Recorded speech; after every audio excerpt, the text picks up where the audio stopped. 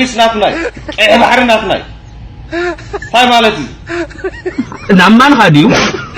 أبي خبان بيزها أخونن ده أقول جزاك سرايس يمن شاب ظلوا هزبي تجاريا نعمان هاديو ها اسكال كارتم كتم أنا سينيرو وعتم صيدما يمن شاب ظلوا هزبي تجاريا نعمان هاديو نايت معلم صغا حلولهم تهلكالو ديت حفر مصيخه هذي ابوتاتيسي ادوليس دبحال كاب يمن حيزو بيغزي نيرم نعمان هاديو تجار مريتنا خوي غزاتناي ادوليس ناتناي بحر ناتناي هاي مالتي نعمان هاديو أوين دار خدك إسقط حلم لله بدوخا أطول كام إحلام ينوز لك إسقط هنا أطول كاسيلك من وارخاو زي تفلت مالك تجدد يا أوايت الزجاج شعبيا وحلاتات حقيقة أنا بقيح بحركة توكمه تطنقوا نعمان هاديو قصنا بزبنا دايركشن مخيد بسلام يفتح بسلام يفتح بحق يفتح بحق يفتح بحيل يفتح بحيل يفتح كل ما مارت تطقينا ግን ካብ ሕጂ እንዳሃር ኣብ ኤርትራ ዘለዎ ሰብ ስልጥ ምሰምሓሩ ሰብ ስልጣንን ምስ ኦሮሞ ሰብ ስልጣንን ሸጢሮም ዝኸድዎ ርሕቀት ዘለዓለም ኣብ ታሪኾም ዋጋ እንዳኸፈሉ ነው ሪያ ዋጋ እንዳኸፈሉ ነው ሪያ ካብ ሕጂ እንዳሃር نعمان هاديو أنا ህዝቢ ኤርትራ ማለት ደና ወሬ ይኮና ንኻኦም ላዕል ፖለቲካ ዝርድአና ታሪክ ዝርድአና ሓውነት ዝርድአና ሰባት نتزوي كنا نتمرحتن ناتم من قد تختيلهم زخدوا إيرتراويان جن نزل عالم politically legally and بحيله بزد ليلون بحيلي درجة بدرجة واقع خفلية زي أنت زي غيرنا تجارها تجاري كنا زي أفضل طال نعمان هاديو ما سمعني ما سمعني لا ما سمعني سمع بقى يروح حدا نقول تماخرني متسنى تماخرني تجريولن سيتي وليداسي حريف بحدا قون دس يلن لنديو سيتي وليداس أو شم تخراخيطا شم منو لا أنا الزمن أو يلالغو سازونا قدمت لنا من يحشنا هذه هي اللي قلت لها صغا صغا مزقورو خرستاس قالت لا كساي مو زيتو له الرعركي نخلتيكم تتعرق شمنيا من مالتي إسياس ولا سوي أتتعانى السيحة وديسخا واي إسياس كله إسياس ولا أنا لين إسياس الكاسي عدمو نوح أي أرق مرقم يوضحه أي سر إهدا عزرة أي شكم نوح عدم نبر ودو خونة كاي إسياس ولا كم تقرويتنا عملت كاري بعد إسياس ولا بسمان ما شاي سمع عنه نعمان هاديو برama gaira marak sagira mara gaira kaza sagira zaram basa san'a sagira asmarat zay adiyo sayt grawal هو بالبران كن سمعني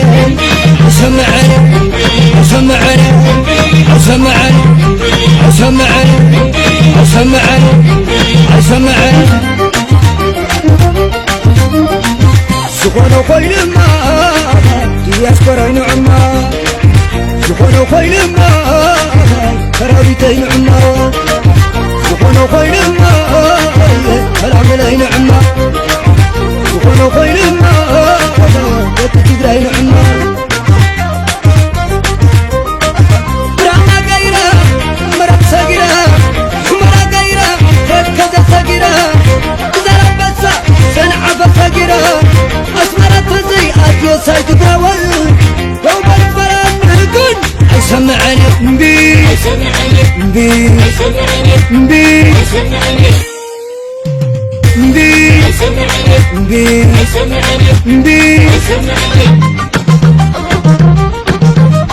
بولو بولو بولو بولو بولو بولو بولو بولو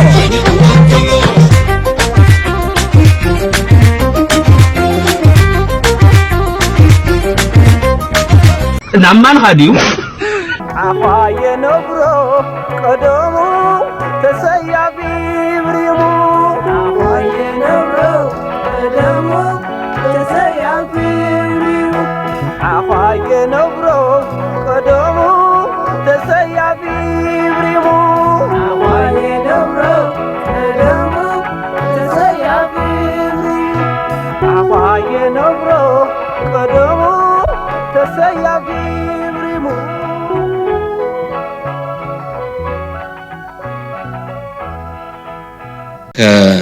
ወሰን ቅድም ደም ያለው ግን ከተል ጥሩ ይመስለኛል። የወሰን ብዙ የሚያጨቃጨቀን ነው ያልወስድም። የኤርትራ እንኳን የተፈታ ምን ነካችሁ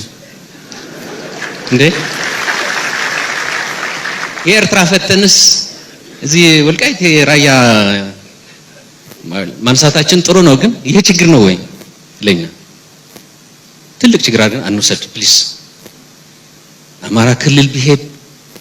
ኦሮሚያም ወይ ሊጠጋ ነው እየተባለ ነው እንጂ በተለያየ ቦታ ወደ ኦሮሚያም ቢሄድ ምንድነው ችግሩ? የህዝቡን ኑሮን ለውጥ እንዳለው ነው። አንድ አገር ኮነን ሻሽመኔ መጥቼ ብሰራ ልትቀጠቅጡኝ ነው? ምንድነው ችግሩ? አስተሳሰባችን እኮ ነው እንትን የሆነው። ህዝቡን እንጥቀም፣ ራሳችን ነው ያከረር ነው ባይዞ የህዝቡ ላይ እኔም ማቀዋለሁ። ይሄ ጸገዴ እየጨረስኩኝ ነው። ጸገዴ የመንገዴ ምናምን ይነሳል መሰረተ ልማት አንድ ጎጥ ውይይት ከአብይና ገዱ ከተስማሙ በኋላ ወደ ኖርዝ ሄደው ማለት ነው ህዝቡን ሲያስረዱ አባይና ገዱ ህዝቡ ላይ አንድ ጎጥ ነው እኛ እንደዚህ ጋራ ፕሮጀክት የልማት ያሰብ ነው እንደዚህ ነው ብለው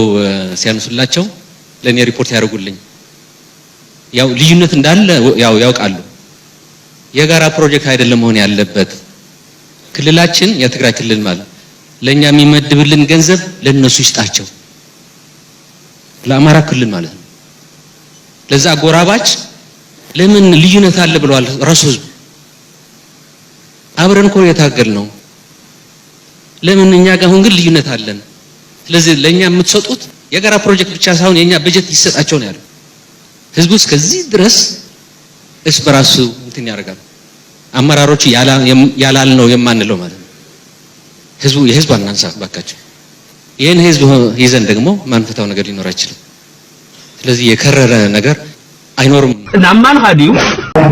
በስመ ሓወስ ባል ናይ ኤርትራ መከላከያ ሚኒስትር ነበረ ዝፀሓፎ ናይ ህይወት ታሪኹ ብጣዕሚ ፍሉጣት ምሁራት ሻዕብያ ጆይኑ ዝገበሩ እዩ። ሓደ ብጣዕሚ ዘኽብሮ ዝነበረ ሰብ ፀርፊ ይጅምር ብትግርኛ ሓማ ተደሪራ ኣከለ ፀባሓ ዲራ ይብል። እቶም ኣከለ ጉዳይ እዮም ተጎዲኦም ሓማስያን እዮም ተጠቂሙን ዓይነት ነገር እዩ። ድሓር ጨነቕና ሓንቲ እዋ እስኻውን ናብ ከባቢነት ትምለስ ናብ ዞባነት እቶም ኣውራጃውነት ትምለስ እዎ ሰዓታ ናይ መወዳእታ በዓተይ ኢሉ መሊስለ ኢሉ ዝኾነ ይኹን ኣጀንዳ ዘይብሉ ሰብ እታ ናይ መወዳእታ በዓቱ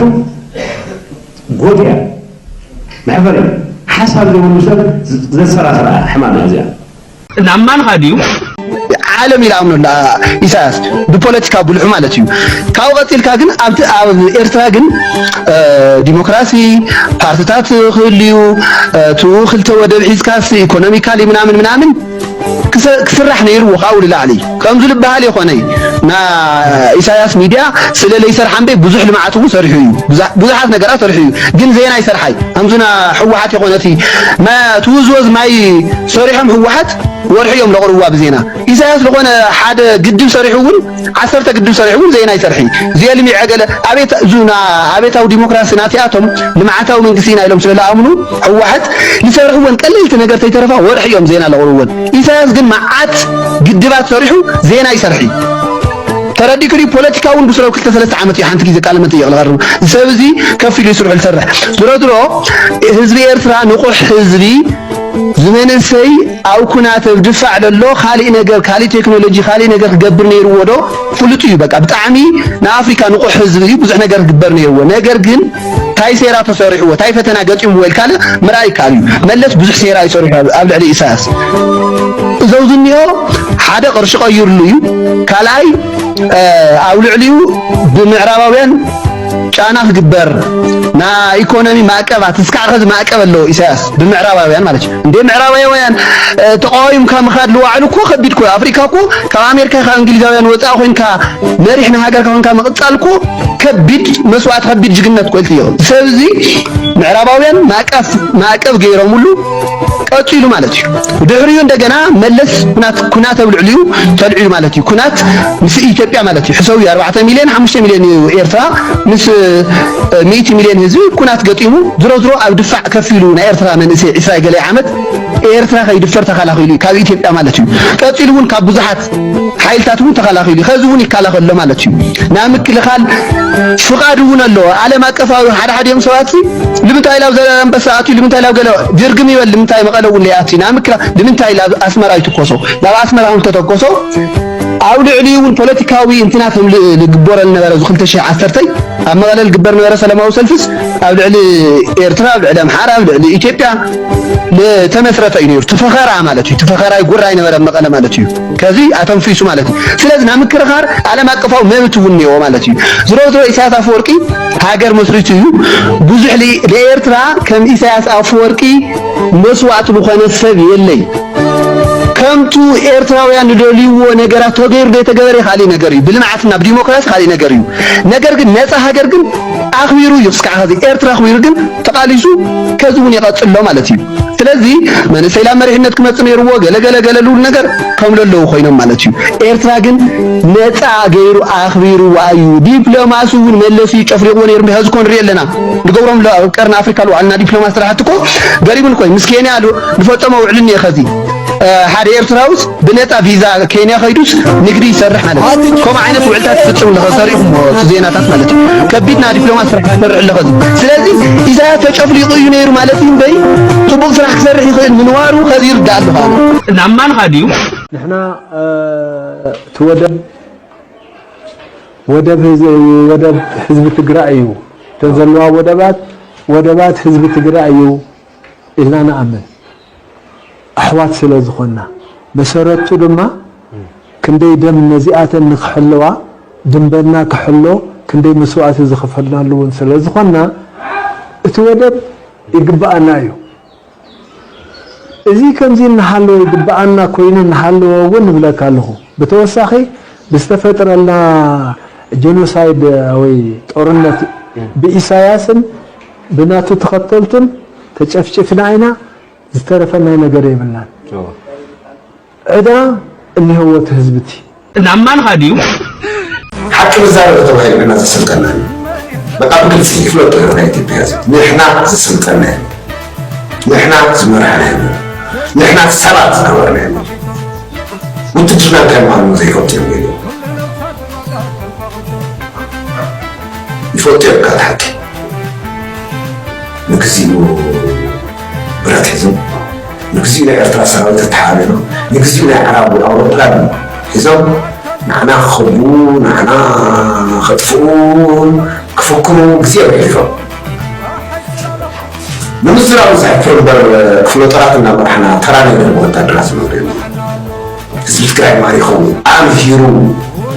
ኢትዮጵያውያን ብቋንቋ ብባህሊ ብታሪክ ተጨቆንኩም ህዝብታት ተመሊስኩም ሲ ሓቢርና ንበር ተባሂሉ ዝተላኸዩ زين مسخوفنا نيرا زين كم يوم معنا خطفوا عليه نعمان غاديو نا شعبيه خدان تخدينكم درشنكم متقارو بوعل كوصلكم ايه زي عفلتوا نا شعبيه خدان تخدينكم زرشنكم متقارو كتفلطوا عليكم كتفلطوا لكم شعبيه عدوى يقتل ريوا عدوى يقتل من يقتل نيرون فلطينا من يقتل نيرون فلطينا